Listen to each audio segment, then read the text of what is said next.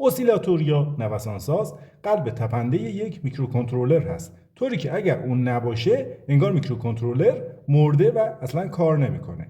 توی این مدار الان توجه بکنید، من یک برنامه‌ای نوشتم که یک LED رو برای من روشن و خاموش بکنه. من میام اینجا و کریستال مدار رو از مدار جدا میکنم. ببینید به این صورت نگاه کنید، دیگه کار نمیکنه. و وقتی این کریستال رو به مدار اضافه میکنم، میبینید مدار کار میکنه. حالا برای راه اندازی مدار نوسانساز در این میکروکنترلر 5 تا راه وجود داره. به این صورت که من میتونستم نوسانساز خارجی بذارم، یعنی که به این پایه 9 که اسمش ایکستال 1 یک فرکانسی بدم و میکروکنترلر کار بکنه. یا اینکه میتونستم بیام از مدار RC داخلی خود میکروکنترلر استفاده بکنم.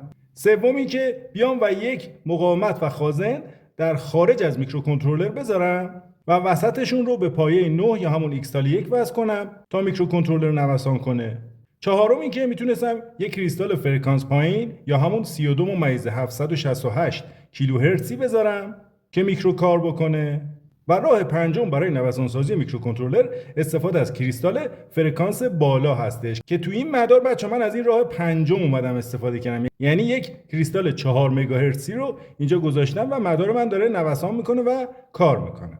حالا برای تعیین این که من از کدوم یکی از این راه‌ها برای نوسانسازی مدار استفاده بکنم، باید بیام و یه سری بیت هایی رو توی میکروکنترلر تنظیم بکنم که اصطلاحاً بهشون میگن فیوز بیت. فیوز بیت ها بیت هایی هستن که برای تنظیم حالات استفاده از امکانات مدار مورد استفاده قرار میگیرند. فیوز بیت مربوط به نوسانسازی اسمش هست CK سل یا کلاک سلول که 4 تا دونه بیت داره و ما با صفر کردن این بیت ها میتونیم یکی از این حالات رو انتخاب بکنیم. همچنین در میکروکنترلرها یک فیوز بیتی وجود داره به اسم SUT یا استارت آپ تایمر. کارش اینه که بعد از اون تایمی که این فیوز بیت ها تعیین میکنن کلاک به مدار وصل بشه. چرا که وقتی کلاک در میکروکنترلر راه میفته یه مدت زمان کوچیکی جهت تثبیت کلاک ما نیاز داریم که یک کلاک ثابت به میکروکنترلر برسه. این مدت زمان کوچیک رو ما از طریق این فیوز بیت 2 بیتی میایم و تعیین میکنیم. همچنین یه فیوز بیت دیگه ای داریم به اسم CKOPT یا کلاک اپتیمایز که در این میکروکنترلر 3 تا کار میتونه انجام بده. اول اینکه میتونه نویز پذیری رو کم بکنه، دومی که محدوده فرکانسی رو میتونه زیاد بکنه و سوم میتونه یک خازن داخلی رو داخل میکروکنترلر فعال بکنه. حالا در ادامه اینها به چه صورت تنظیم میشن؟ اولین منبع پولس برای میکروکنترلر استفاده از یک کلاک خارجی است. یعنی اینکه بچه‌ها من میام یک فرکانسی رو اینجا درست کنم، مثلا به اندازه 1 مگاهرتز، بدمش به پایه 9 و از طریق این فرکانس میکروکنترلر بیاد و نوسان بکنه. برای این منظور فیوز بیت CK سل رو باید به حالت 0000 در بیارم.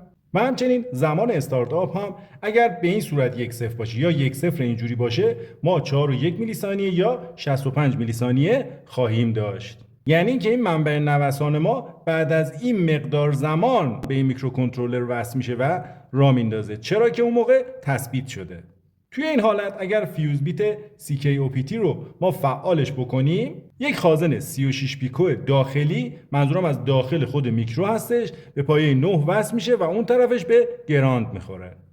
به این نکته توجه داشته باشید که در تنظیم فیوز بیت ها 0 به معنی برنامه ریزی شدن و یا تنظیم شدن و 1 به معنی اینکه آقا برنامه ریزی نشده و تنظیم نشده.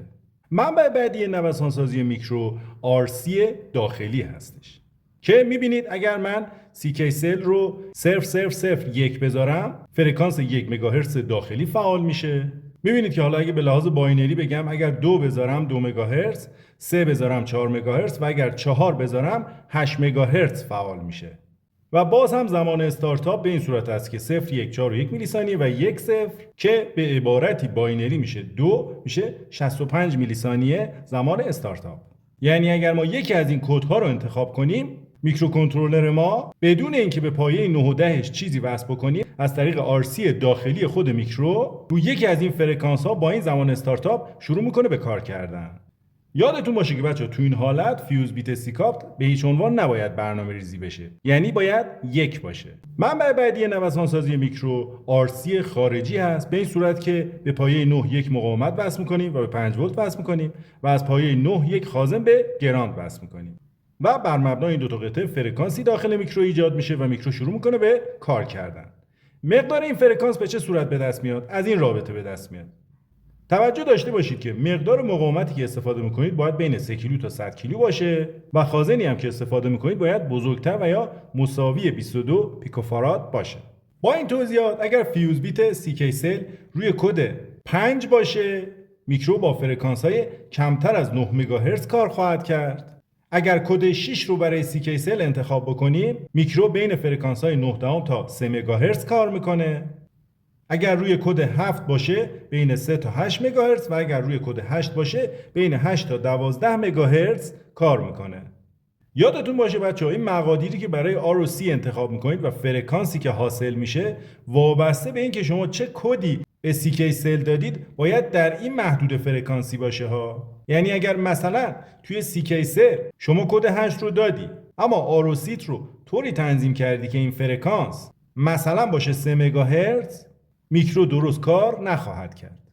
توی این حالت بچه ها میبینید که زمان استارتاپ حالت 0 اصلا تعریف نشده است. حالت 0 1.41 میلی ثانیه، حالت 1 0.65 میلی ثانیه و باز هم حالت 1 4.1 میلی ثانیه زمان استارتاپ به ما میده. همچنین اینجا فیوز بیت CKOPT اگر فعال باشه از پایه 9 به گراند یک خازن 36 پیکویی فعال میشه و دیگه حتی این خازن هم نمیخواد بذارید.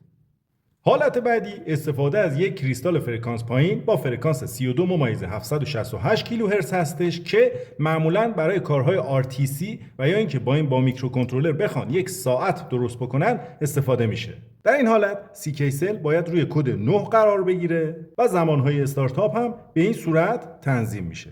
اگر فیوز بیت CKOPT رو تنظیم بکنید از هر کدوم از این پایه های 9 و 10 یک خازن 36 پیکویی به گراند وصل خواهد شد که این به صورت داخلی داخل خود میکرو هست. آخرین منبع نوسانسازی میکرو هم استفاده از یک کریستال خارجی بین پایه های 9 و 10 هستش که تو این حالت ما از پایه 9 و 10 حتما باید 2 تا خازن خارجی بذاریم که مقدارش میتونه بین 22 تا 27 پیکو باشه. فیوز بیت CK سل میتونه کدهای 10, 11, 12, 13, 14 و 15 رو داشته باشه که اگه روی 10 و 11 باشه ما باید اینجا کریستال خارجی بین 14 تا 19 مگاهرتز بذاریم. اگه 12 و 13 باشه ما اینجا باید کریستال بین 9 تا 3 مگاهرتز بذاریم و اگر کدش 14 و 15 باشه ما باید کریستال 3 تا 8 مگاهرتز بذاریم. اما چرا برای یک بازه فرکانسی اومده 2 تا کد در نظر گرفته؟ برای اینکه وابسته به اینکه بیت 0 CK سل 0 باشه و 1 باشه زمانهای استارتاپش متفاوت هست. زمانی که CK سل 0 ما برابر 0 باشه زمانهای استارتاپ به این صورته. می‌بینید 0 میشه 4 و 1 0 1 65 1 0 تعریف نشده و 1 1 4.1 میلی ثانیه. اما زمانهایی که CK سل 0 ما 1 باشه یعنی این حالت‌ها زمان استارتاپ متفاوته. اینجا 0 65 میلی ثانیه است. اینجا 0 1 تعریف نشده است و 1 4.1 میلی ثانیه و 1 65 میلی ثانیه است. می‌بینید که این زمانهای استارتاپ با این زمانها متفاوت هستش. به این خاطر برای هر بازه فرکانسی 2 تا کد در نظر گرفته. توجه کنید که تمام این بازه‌های فرکانسی زمانی هستش که CKOPT ما تنظیم نشده باشه.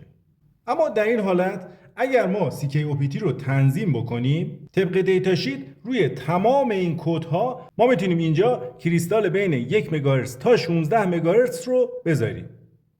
یعنی در زمان تنظیم CKOPT دیگه مهم نیست کدوم یکی از این کدها باشه. هر کدوم از این کدها باشه ما میتونیم اینجا کریستال 1 مگاهرتز تا 16 مگاهرتز رو بذاریم. پس میبینید که برنامه‌ریزی این فیوز بیت در این حالت اینجوری موجب افزایش محدوده فرکانسی کار میکروکنترلر میشه. همچنین برنامه‌ریزی این فیوز بیت موجب کاهش نویز نوسانساز خواهد شد. به طوری که در این حالت یعنی بعد از برنامه‌ریزی این فیوز بیت من میتونستم از پایه ایکستال 2 یک فرکانس به پایه ایکستال 1 یه میکروکنترلر دیگه بدم و هر دو میکروکنترلر با یک کریستال شروع کنن به کار کردن. حالا در ادامه با توجه به اطلاعاتی که تا اینجا بهتون دادم میخوام این میکروکنترلر رو بدون استفاده از این کریستال خارجی راه اندازی کنم. میبینید بچه‌ها توی اینجا میکروکنترلر بدون استفاده از کریستال داره کار میکنه و نوسانسازش روی RC داخلی کد 0011 4 مگاهرتز تنظیم شده. یعنی به جای اینکه من بیام از یک کریستال 4 مگاهرتز خارجی استفاده بکنم، اومدم و فرکانس داخلی میکرو رو روی 4 مگاهرتز داخلی از طریق RC داخلی تنظیم کردم. حالا در ادامه بریم روی مانیتور تا ببینیم توی نرم افزار کد ویژن چگونه میشه این فیوز بیت ها رو تنظیم کرد. میبینید بچه ها این برنامه ای است که من داخل آیسی ریختم، در نرم افزار کد ویژن بازش کردم. خب برای تنظیم فیوز بیت ها ما اینجا پروژکت رو میزنیم، کانفیگور رو اینجا میزنیم و میایم توی سربرگ افتر بیلد. این رو که فشار میدیم بچه اینجا این فیوز بیت ها رو برای ما نشون میده. میبینید CK سل 0، CK سل 1 تا 3 و همچنین SUT 0 و SUT 1 رو اومده اینجا به ما نشون داده که من هر کدوم از اینا رو تیک بزنم یعنی 0 و اگر تیک نزنم یعنی 1. همچنین اینجا بچه فیوز بیت CKOPT رو هم بچه نشون داده که میتونید تنظیم کنید. در حال حاضر میبینید بچه ها من روی 4 مگاهرتز داخلی تنظیم کردم و SUT هم هر جفتش 1 هستش. و از قسمت پروژکت بیلد رو میزنید، میبینید اینجا زده نو ارور نو وارنینگ و آیسی رو پروگرام میکنید.